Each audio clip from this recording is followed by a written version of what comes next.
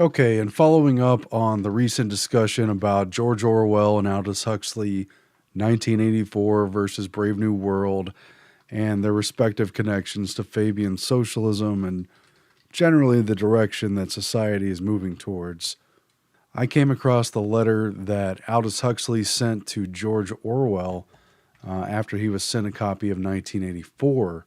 And it's been summarized by a lot of people discussing it as "I'm right," the letter from Aldous Huxley to Orwell. But it's much more than just Aldous Huxley saying he's right and his book is better than Orwell's. It's really an acknowledgement about who is on the inside track and an acknowledgement about what actual system is taking power. And I think the reason that Aldous Huxley, of all people, was in a position to call the shots is because his brother Julian Huxley and his pedigree with his grandfather T.H. Huxley really put him on the inside track of the elite scientific development of society. It's no exaggeration whatsoever that Julian Huxley really coined and developed and lobbied for the idea of a scientific elite being in charge, planning society, pooling studies together, and basically shaping the population, manipulating them in subtle ways, hurting them, if you will, and driving them through the larger dominant social organism. And this was all an evolutionary process that was very eugenical to him. You know, he wanted a eugenical religion based around science to basically take over in society. How close that mirrors the world that's actually happening, I mean, just look at it for yourself. But the point is, you know, George Orwell, aka Eric Blair, he was inside a lot of intellectual think tank circles. He knew a lot of writers. He was aware of the general politics of the day, but he didn't have the kind of inside track that Aldous Huxley had. And so basically, Huxley did respond to Orwell and tell him, "Good job, my former pupil. Your book's excellent, but it's also wrong and mine's coming true, and here's why." But let's look at what he actually said. And this has been thoroughly published. It's in the archive of the letters between them.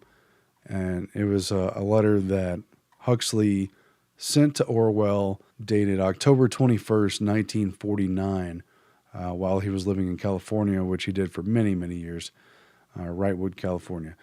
"Dear Mr. Orwell, it was very kind of you to tell your publishers to send me a copy of your book. It arrived as I was in the midst of a piece of work that required much reading and consulting of references, and since poor eyesight makes it necessary for me to ration my reading, I had to wait a long time before being able to embark on 1984.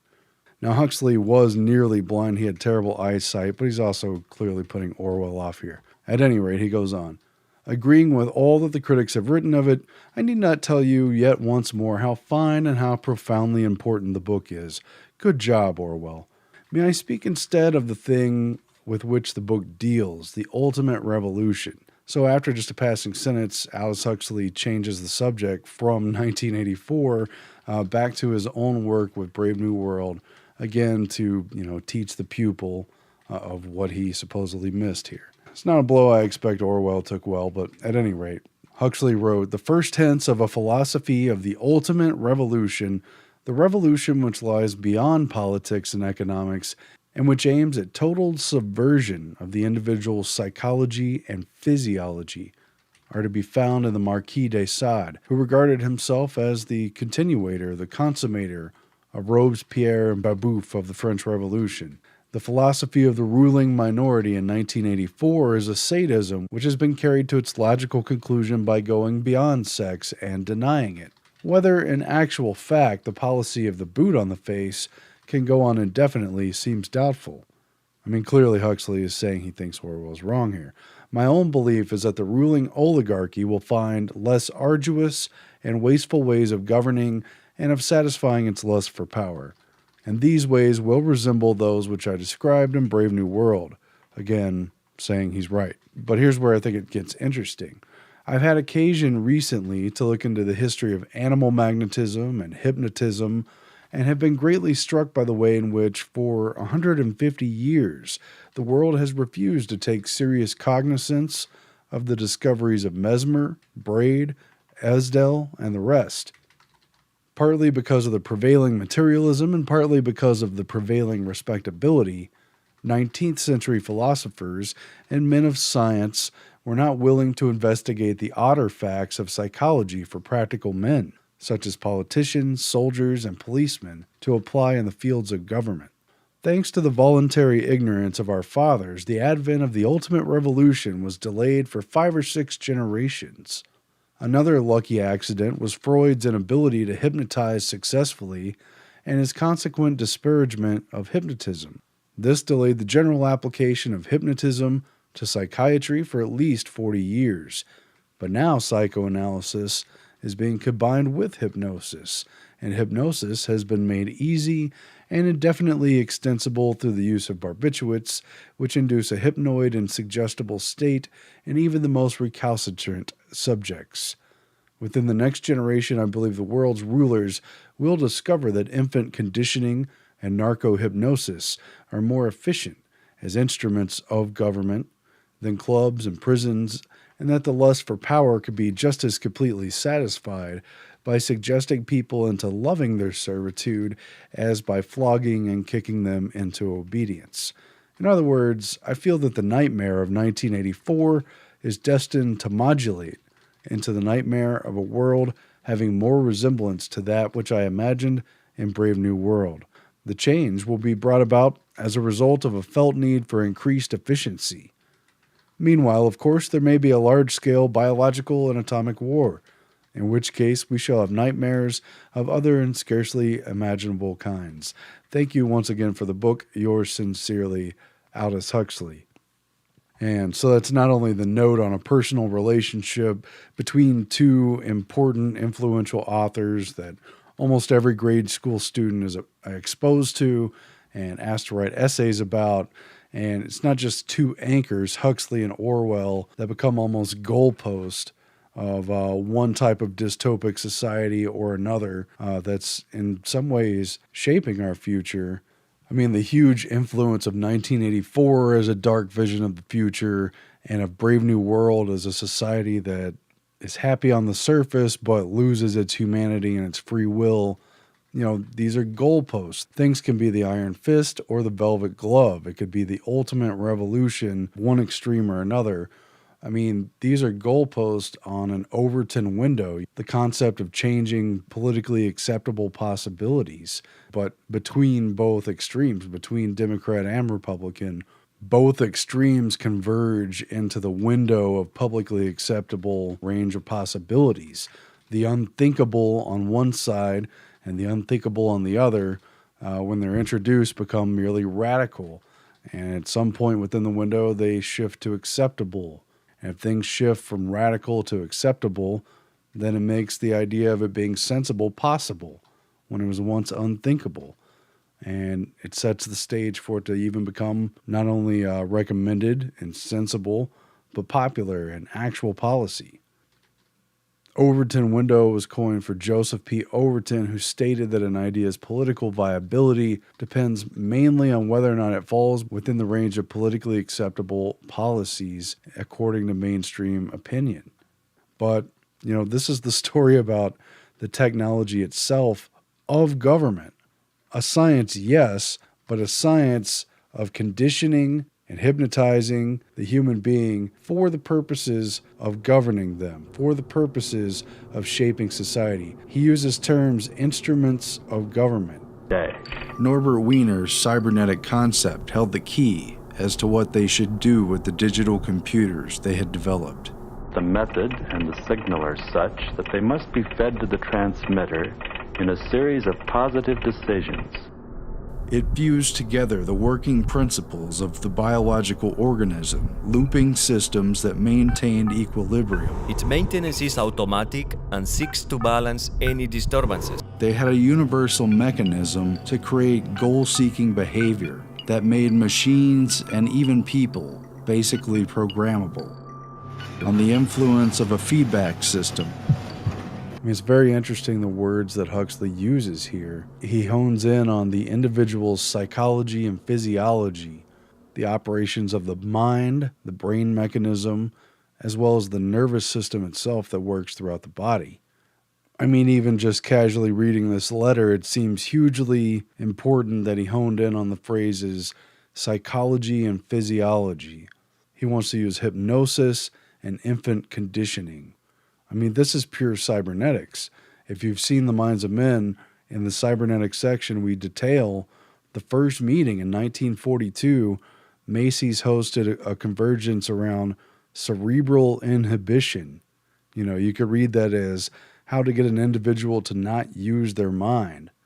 And while in hindsight, it's been connected with a sort of MK Ultra spy versus spy context, the real context here is purely Brave New World, psychology and physiology, the two key topics of the first Macy's cerebral inhibition meetings became the cornerstones of cybernetics, along with Norbert Wiener's key concept of feedback of the purpose-driven system. Wiener stated, "The existing natural reflexes are essentially part of the same mechanism that can inform all purposeful activity in automata. One need merely supply a circuit with receptors and effectors. Then they become goal-seeking devices." Right? So there's actually three pillars, but you get a long way with the psychology of hypnosis and the physiology of conditioning. The two keynote speakers of this meeting were Milton Erickson, who is showing a practical hypnotism that he uses on his patients and that he said in some of his speeches can also be used to implant ideas and give sort of compartmentalized instructions. You can ask a subject to develop an amnesia for certain experiences, or certain classes of experiences, for certain attitudes, for certain learnings. Because in the hypnotic trance, then you need merely to direct the ideas to which the subject is to respond. And the other key presentation was by Howard Liddell, who was continuing Pavlovian conditioning research and reporting on the state of the conditioned reflex. Howard Liddell used the techniques of conditioned response that Pavlov had developed to study the central nervous system and emotions. I'm myself somewhat of a disciple of Pavlov. Okay, that's the physiology of the nervous system and the psychology of hypnosis. When those two are combined, it becomes very important to cybernetic control. In other words, control within a scientific society. How do you keep people at bay? How do you keep them placated? Well, you appeal to their psychology and their physiology. You keep those two above board and you have control. You don't have to have the boot in the face. That's the argument that Huxley's making. And again, I don't think it's any coincidence that Aldous Huxley was so, quote, prescient in his 1931 Brave New World book. It bears upon his relationship to his evolutionary biologist / social planner, Julian Huxley, who was way on the inside track, as was their grandfather who promoted Darwinism. I mean, there was a lot of things Julian Huxley wrote, but one of them was published in 1946 in his treatise on UNESCO, and he basically writes about cybernetics as well without calling it cybernetics. He says, quote, "A more restricted problem in which biological analogy is important is that of social organization in general and the machinery of government in particular." The machinery of government, the instrument of government.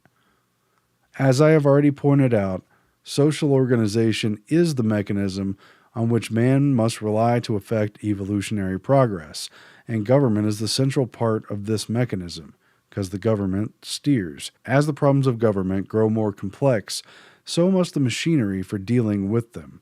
In general, the problems are similar to those which beset a higher animal, and are met by means of its central nervous system. A higher vertebrate must coordinate the activities of its various different organs and adjust the claims of its different innate impulses. It needs mechanisms for providing information about its environment, especially changes in it, and correlating different kinds of information, for storing experiences and profiting by it, and for appropriate action. These are the problems of the modern society as the superorganism, the government-steered social organism that includes man as a component of it.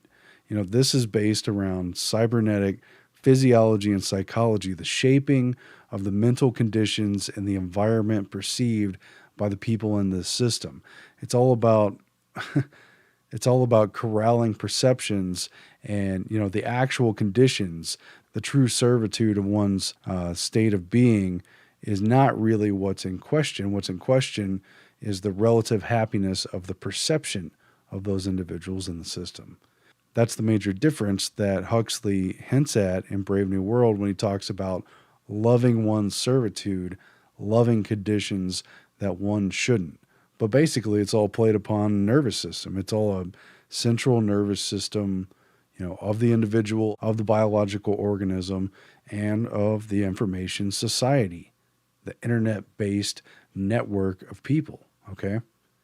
At any rate, and the corollaries between Julian Huxley's writing as a UNESCO figure, as a scientific organization figure, as a eugenicist, directly parallel the things that Aldous Huxley talked about, especially in his 1958 Brave New World Revisited, where he took all the themes of Brave New World and basically explained how they're all nonfiction and they're all part of this basic system that's unfolding.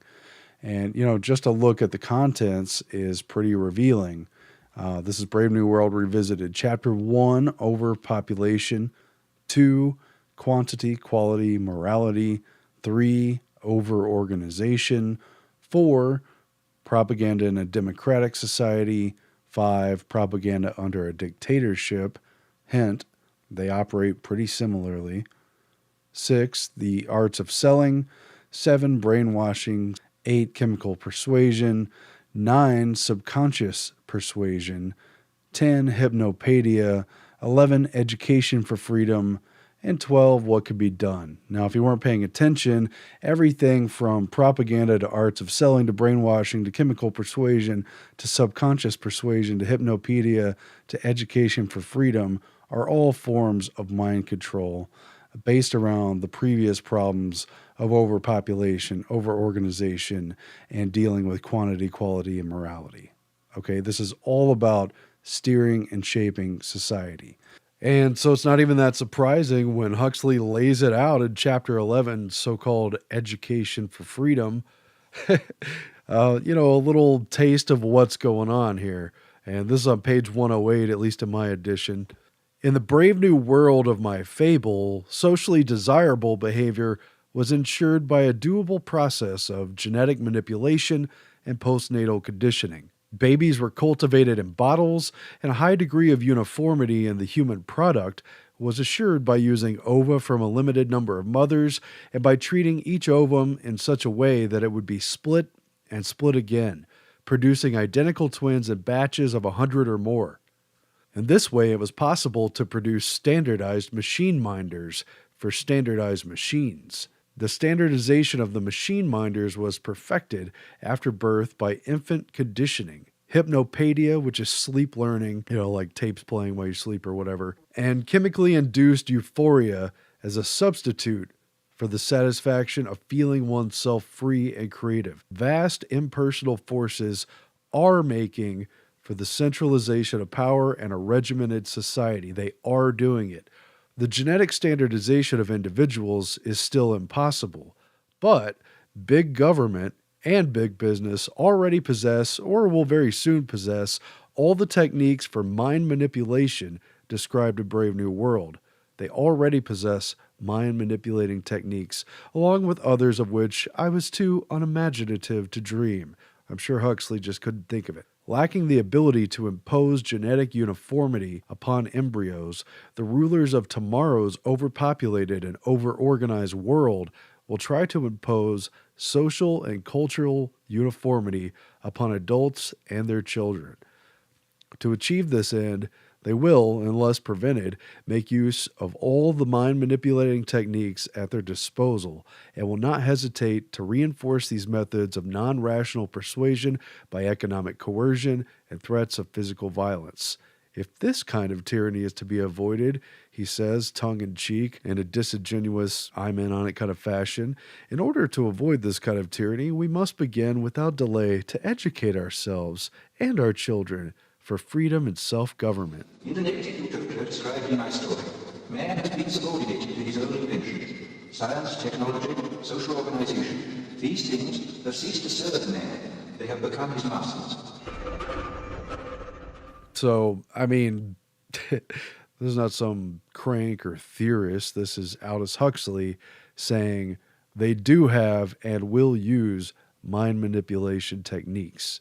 Do have, will use, and they have an eye to the future of genetic engineering and standardization. Of course, that was, again, 90 years ago almost. So... Oh, something that was supposed to go click, click started going clack, clack. But naturally, I wouldn't know what. And how lucky we are to be Gamma. After all, to be good is Gamma, because Gamma is good. As select alphas, conditioned to believe without knowing and to know without believing, you have been chosen to view the surrogate revelations and synthetic mysteries upon which all perfect and placebic belief is founded. This is about the basic power drive, and they know that in this system you have no real power, so the power has to be sublimated with idle pleasures, hobbies, sports, and basically false talents and false achievements and little rabbit holes for people to get themselves stuck in. But the whole concept itself, using this feedback mechanism of self-indulgence, this larger concept is purely cybernetic. They want to produce, ideally anyway, human beings who are socially conditioned to become standardized machine minders for standardized machines. Of course, we know by today's standards that the standardized machines are doing most of the minding, not so much the other way around. But everyone is adjusted. Everyone has been conditioned to want to do the work he has to do. We're not too stupid and we're not too bright. To be a Gamma is to be just right. And thus everyone is perfectly happy, perfectly content. Deltas all have lots of fun. Deltas get to play and run. The point is, the shaping of human beings for the society of the future, for the scientifically managed society, is rather pronounced. And Huxley has such a sly way of acknowledging that the science has actually been around a lot longer than people are aware of. It's basically been suppressed because these sciences have been ridiculed in past centuries. And that actually is a really interesting subpart of this whole ordeal, where he acknowledges that, about 150 years passed by where nobody would take seriously the idea of hypnotism because of the smear basically against mesmerism and the resistance to any of these other scientists and doctors who were trying to relieve pain during surgery, that kind of thing. That's especially true of James Braid and James Esdale that he names, that they refuse to take a serious look at it. I'm a doctor of the Viennese Faculty of Medicine. My name is Franz Anton Mesmer. Doctor, you flatter us. Joseph Balsamo had captured the interest of Dr. Mesmer, who was striving in vain for the scientific recognition of his great discovery, the curative powers of hypnotism. And without really taking a deep dive into it, it's really interesting how sort of disingenuous that was. The discrediting of Mesmer's animal magnetism in the late 18th century. He had a very big following. It's even been said in some of these newspaper accounts that, quote, 1 out of 4 doctors were mesmerists. There were crowds being attracted to basically see Mesmer treat, or if you look at it the other way around, perform, his sort of act, and let people who are basically highly suggestible to begin with feel like they have these effects. That was kind of the public perception put on mesmerism. As Huxley points out, there is and always was something to it. To what degree was Mesmer charlatan and showman? I'm not going to get into that level of it, but the underlying basis for his animal magnetism was at least sound to some degree. Joseph, without knowing it, for years, you have been practicing hypnotism. Hypnotism? Yes. I never even heard of the word. Very few have. But it's an art which was forgotten when the world grew old. Was his actual treatment itself, the full articulation of that? I don't know the full story, but it is interesting because Mesmer was actually an associate of Adam Weishaupt of the very real group Bavarian Illuminati. He was in France in the pre-revolutionary days, and a lot of sources have gone a long way to establish the connection between the Bavaria, Germany-based Illuminati and the events leading up to the French Revolution. There's definitely a connection there. And Mesmer was often said to be sort of a screen for attracting elite and talented men and women. By putting on public talks, they were widely attended, and then basically recommendations could be made behind the scenes for people who might be of use further within the organization. That said, it's very interesting that Mesmer did a lot of his work with the glass harmonica because it was invented by Benjamin Franklin. What we've got here is a scaled-down version. It is original, although that, for example, is 37 bowls. This is 25. So I'm just going to give you a little sound of it.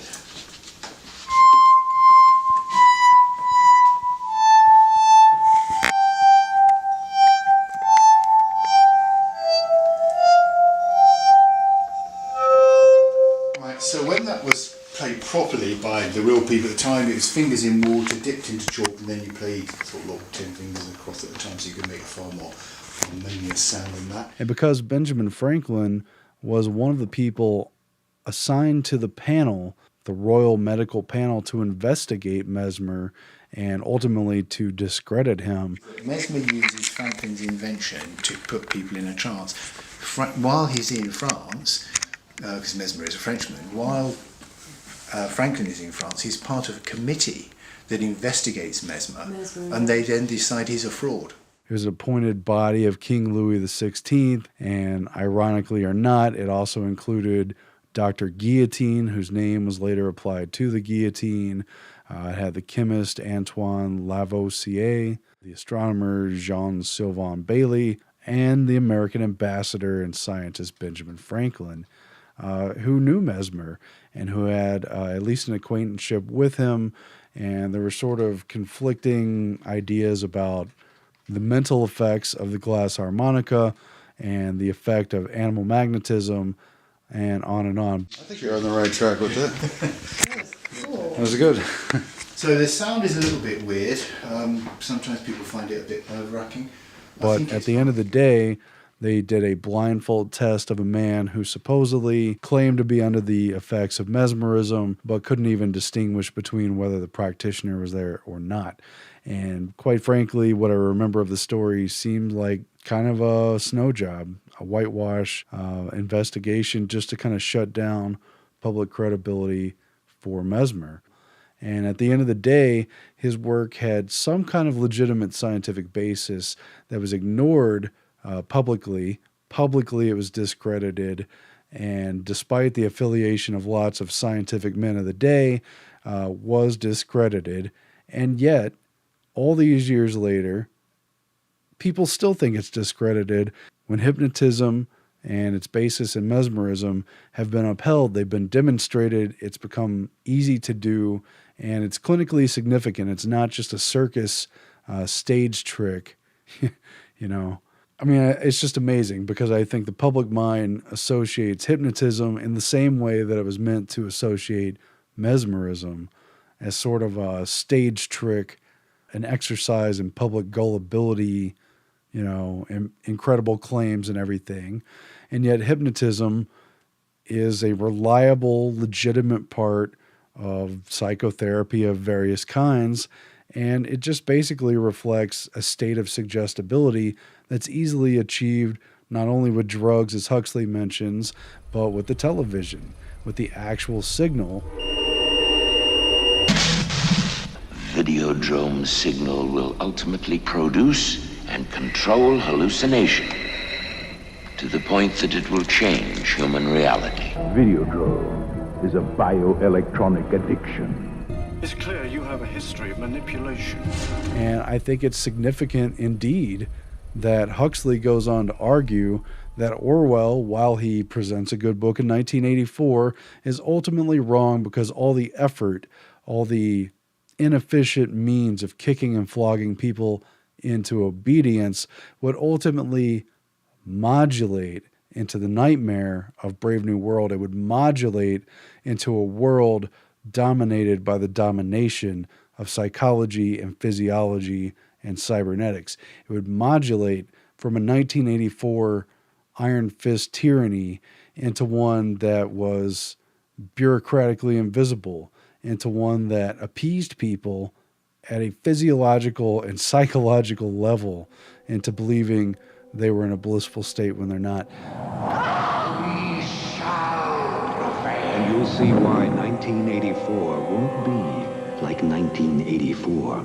They modulate. It's an instrument of government. Modulate. When you look up the dictionary definition of modulate, and I think I've got the 1941 edition in front of me, it reads, to adjust or regulate by a certain proportion. It gets things into a certain proportion. A temper, to soften. Definition 2, to tune to a certain key or pitch, vary or change the frequency as of an electrical wave by imposing upon them others or another, usually of a lower frequency. As a verb, to modulate the tones as in singing. In music, to pass by regular chord or melodic progression as from one key to another. In radio, to produce modulation. The modulation of the 1984 tyranny system into the Brave New World system is literally shifting the instrument of government, the tuning of the mechanism that governs society. It's a shift of key. It's a shift of musical frequencies, very much in a Pythagorean sense that the universe is made up in chords and specific frequencies. You know, Huxley is talking about such a shift psychologically and physiologically that it's a modulation into the other world. It's a shifting of keys. You know, it's not just that Orwell missed a few notes, if you will, because of things he didn't know. It's that he didn't understand the way in which the instrument of the system could change its key altogether to be more harmonious, to be more resonant with the larger social organism that they wanted to build, and to put people in harmony with that. I think that's very interesting. I think it's very interesting indeed. Kitchen. E flat. Why do people act the way they do? There's a reason. This is you. You resonate on an ultra-low frequency. She resonates on an ultra-high frequency. I don't want her to be an experiment. Sound influences the way that people connect with each other. He is literally out of sync with the natural world. There's something deeper at work. You are a slave born into a prison for your mind. I mean, they're not conscious of it, but it's there. This was all about conditioning and hypnotizing people. It's about getting people used to a state in a nervous, physiological sense, and about making them suggestible to accept that state and combining those many times over. Within the next generation, I believe the world's rulers will discover that infant conditioning and narco-hypnosis are more efficient as instruments of government than clubs and prisons, and that the lust for power can be just as completely satisfied by suggesting people into loving their servitude as by flogging and kicking them into obedience.